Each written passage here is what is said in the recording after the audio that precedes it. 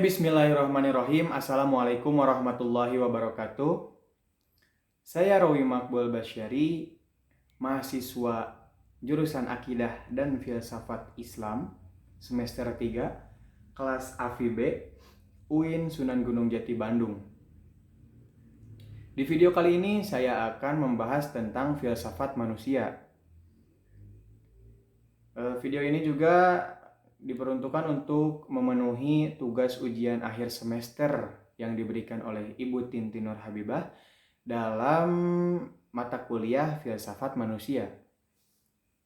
Oke, langsung saja kita masuk ke pembahasan. Kita mulai dari filsafat itu sendiri. Filsafat itu kan adalah sebuah upaya atau bentuk berpikir secara radikal atau mendalam hingga ke dasar masalah itu sendiri. Jadi jika dimasukkan ke rumus dari filsafat manusia itu adalah sebuah upaya berpikir secara radikal, secara mendalam, dan secara kritis terhadap apa manusia itu seluruhnya.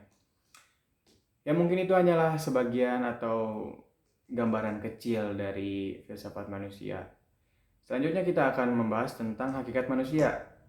Hakikat manusia itu disebutkan oleh tokoh Jerman bernama Arnold Gehlen. Arnold Gehlen menyebutkan bahwa manusia itu hakikatnya adalah cacat. Dan manusia juga mengkompensasi dirinya sendiri atas kekurangan itu. Contohnya saja ketika manusia kedinginan, manusia butuh kehangatan, manusia itu membuat jaket. Karena apa? Karena mereka sadar mereka itu tidak memiliki bulu yang lebat seperti beruang, singa, harimau, dan hewan lainnya. Mereka sadar atas kekurangan tersebut. Jadi mereka membuat jaket untuk menghangatkan tubuh mereka ketika mereka kedinginan.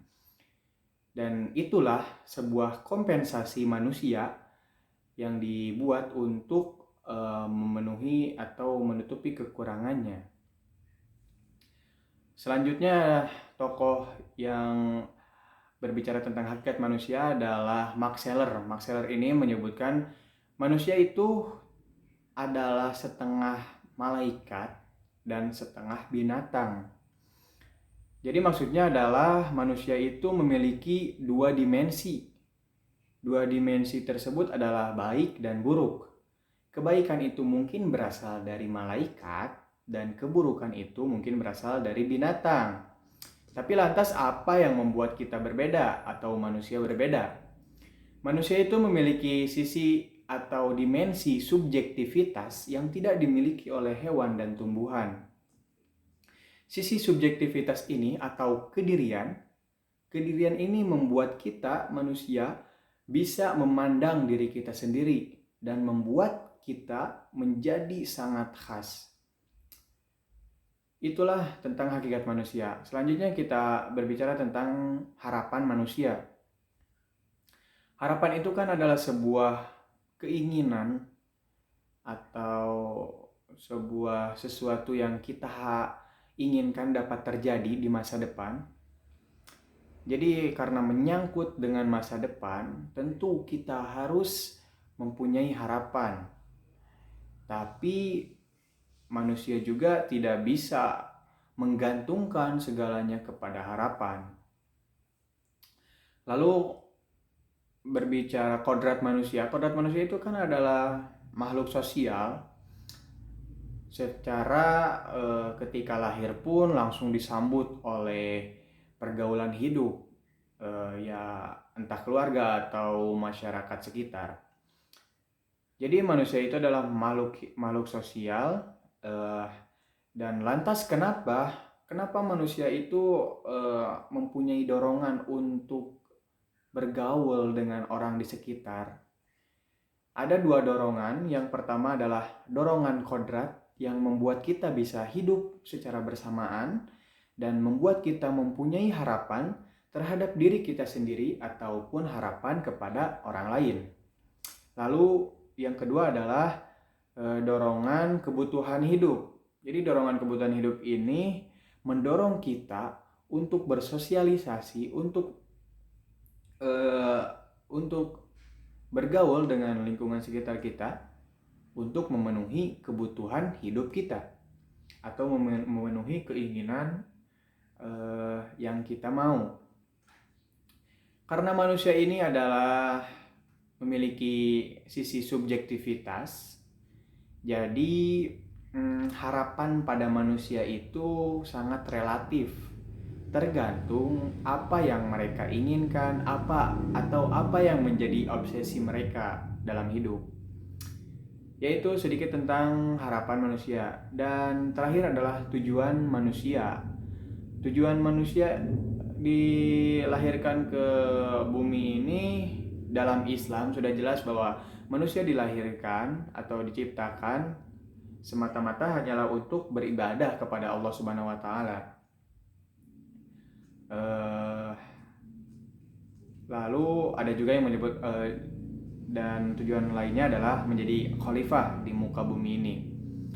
Dan juga seorang filsuf Pilo ini menyebutkan bahwa tujuan manusia ini adalah untuk sama dengan ilah atau berusaha untuk menyamai ilah. Bagaimana caranya untuk kita bisa sama dengan ilah? Tentu dengan menahan diri dari segala godaan dunia, dari rangsangan luar, dan berfokus pada diri kita sendiri. Jadi tujuan manusia itu adalah mencari atau menginginkan suatu tempat akhir yang dinamakan surga, yang berisikan kebahagiaan yang tiada henti atau tiada berakhir. Ya mungkin itu adalah sedikit tentang filsafat manusia, tentang hakikat manusia, harapan manusia, dan tujuan manusia itu sendiri. Oke, cukup sekian saya rasa untuk pembahasan kali ini. Saya cukupkan sekian. Terima kasih atas perhatiannya. Mohon maaf banyak kesalahan dari saya atas penyampaian pembahasan ini. Terima kasih telah menonton video ini. Terima kasih juga kepada Ibu Tintin Nur Habibah telah membimbing kami kelas Alfi B mahasiswa jurusan Akidah dan Filsafat Islam semester 3. Selama 1 semester ini telah mengajar dan membimbing kita dengan baik. Alhamdulillah, akhirul kalam. Wassalamualaikum warahmatullahi wabarakatuh.